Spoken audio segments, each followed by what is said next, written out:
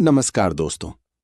आज हम भारतीय संविधान के एक बहुत महत्वपूर्ण अनुच्छेद अनुच्छेद 45 के बारे में विस्तार से जानेंगे। ये अनुच्छेद बच्चों की शिक्षा और उनके प्रारंभिक विकास से जुड़ा हुआ है।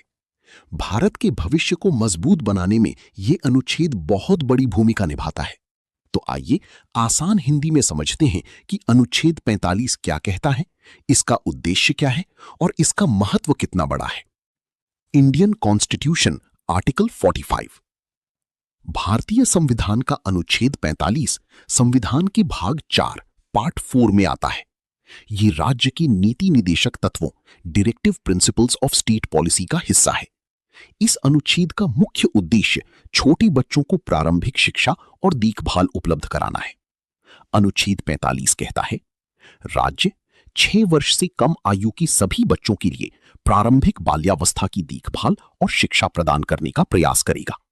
सरल शब्दों में समझे तो सरकार का कर्तव्य है कि 6 साल से कम उम्र के बच्चों को अच्छी शिक्षा, पोषण और देखभाल मिले। जब संविधान 1950 में लागू हुआ था, तब अनुच्छेद 45 का स्वरूप अलग था। पहले इसमें कहा गया था, राज्य संविधान लागू होने की 10 वर्षों के भीतर 14 वर्ष तक के सभी बच्चों को निःशुल्क और अनिवार्य शिक्षा देने का प्रयास करेगा। बाद में शिक्षा की महत्व को देखते हुए 86वें संविधान संशोधन 2002 द्वारा इसे बदला गया। 86th amendment of the constitution and article 45। सन 2002 में सरकार ने बड़ा बदलाव किया। 21A जोड़ा गया। 6 से 14 वर्ष तक के बच्चों के लिए शिक्षा को मौलिक अधिकार बना दिया गया। अनुच्छेद 45 को बदला गया।